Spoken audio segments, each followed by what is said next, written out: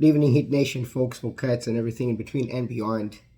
My name is Roy, the host of My Worthless Half a Penny, as we'll have a special one after this trade and when we get to game 50 to finally see what happens. It is the end of the Jimmy Butler era. Just cutting through my regular introduction of saying that I am indeed the only host in the history of the internet fully and wholeheartedly admits that he has no idea what he's talking about, and I'm um, in good spirits, not just because we won against Philadelphia, not just because we were on the verge in a certain way to kind of giving the game away after being 10 up to start the fourth quarter, and then again, Bam Adebayo coming through, which is always good to see. Tyler Hero again scoring incredibly well, and just generally speaking, every time that we win, I am happy, regardless of the team that we face. I know it's a 76ers at 2029, but they got their last, I think, 8 or 9 wins in the last 12 games or something like that. So, yeah, they definitely improved. Definitely nowhere near where they wanted to be this season, but that's a completely different story. Because again, you have Embiid injured, time management, all those things happening. You have Maxi. We regret not having picked Maxi because we picked Pressures, who was ahead of his draft class in any case. And that 76ers, with Kelly Oubre Jr. and a bunch of other interesting players, still nothing. Like underperforming as that very slow process normally does. And then all of a sudden, we get this tremendously good news. Number one, the Jimmy era is over, but not because the Jimmy era is over. That part is bittersweet. Never going to forget Jimmy Butler's performances. I was just watching highlights of his playoffs performances with Miami Heat.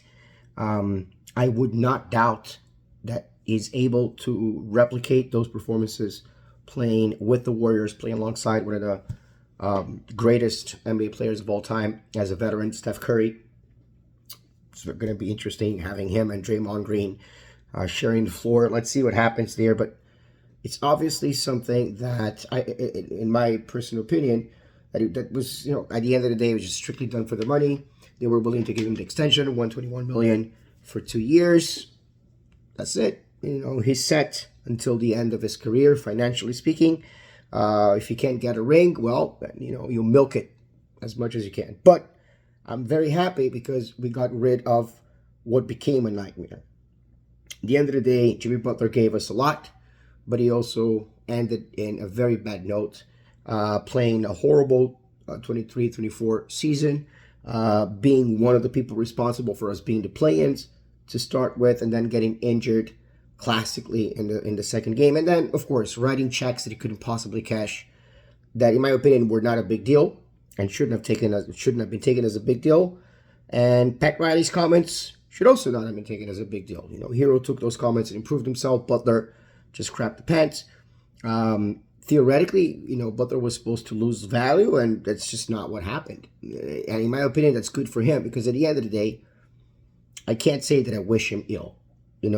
I think that he was indeed, after maybe three other players, but in terms of how he performed, in terms of the responsibility of taking us to two finals, to winning, to 3 CFs and 2 finals in 5 years, that's definitely something that compares to the likes of Dwayne Wade, of Shaquille O'Neal, for one season in particular. And of course, Chris Bosh, Alonzo Mourning, Tim Hardaway. Jimmy Butler provided in those 5 years a lot of a backed punch. And he definitely, made his footprint in our organization. And for that, I think every Heat fan with a little bit of maturity is able to say, thank you, Jimmy, for your time. And I'm so sorry for us who looked up to you that you had to spit on the faces, not of the organization. Who cares about organization? You care about organization. You care about the brass. Those are your bosses. I understand that. But at the end of the day, This is a game that millions of people watch because they want to be entertained. They want to look up to people who are examples, to people who are heroes. And unfortunately, Butler, what you did, no one can do. There's no way that we can take that example. We just lose the job and we are on the streets. That's not your case. You did what you had to do for yourself. You did not have to be such a baby in terms of how you perform on the court. There was no reason for that to happen. There was no reason for you to make fun of the fans who paid money to watch you. That's my message to Jimmy Butler. That's why I'm happy about this. Now, we get Andrew Wiggins. I think is going to be an immediate impact and help. We get Kyle Anderson for now. Seems like the deal fell through, of course, because they're getting Brandon Ingram, the Raptors, as opposed to, of course, Kyle Anderson. But Kyle Anderson can also help. And I understand PJ Tucker as a veteran, I don't think he can contribute much. I thought he could, but then, talking to Raf, he kind of makes good points. We don't want him taking minutes away from our young players. But regardless, I had to record this today while it's fresh. I need to go to sleep right now. It's a long day ahead tomorrow, but I wanted to record this today to say I'm happy. The Jimmy Butler era is over. Jimmy Butler is going to go to the Warriors, and who knows? Who knows? Honestly, Jimmy Butler, in my opinion, at least when it comes to playoffs, he's going to make any team a real contender. But there's a but there. He didn't make the Sixers contenders. He didn't make the Timberwolves contenders. Not really. He didn't make the Bulls contenders, obviously. So what team did he make contenders? He made contenders a team that had Goran Dragic behind him, Bam Adebayo behind him as a sophomore, Tyler Hero as a rookie, Duncan Robinson as an undrafted player, Caleb Martin as an undrafted player, Gabe Vincent as an undrafted player, Max Strus in a certain way, again as an undrafted player. So, pretty sure Max Strus was. In any case, so Jimmy Butler had the best supporting cast in this group, and just when this group is maturing enough and getting certain things done the way that I think they were supposed to probably be done before, but that's suppose MO was not to play Bam and Weir.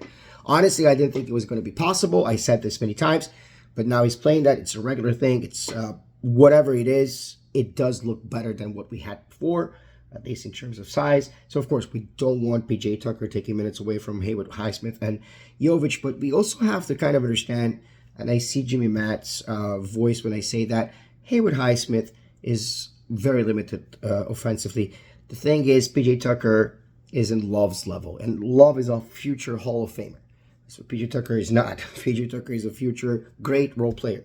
So, yes, as a veteran and not being able to play the way that he wanted to play with the Clippers because he didn't get minutes, he's probably not getting minutes here either. And we still got a protected draft pick, so we got assets, we got manageable contracts, we stayed in the first April because of Kyle Anderson. I don't know what's going to happen in that regard, but as Raf says, $2 million cheaper than Schroeder. Although for sure, understanding the situation and what we actually need, Schroeder was obviously the choice on top of Kyle Anderson, regardless of those $2 million. You stay in the first April with $2 more million, that's fine.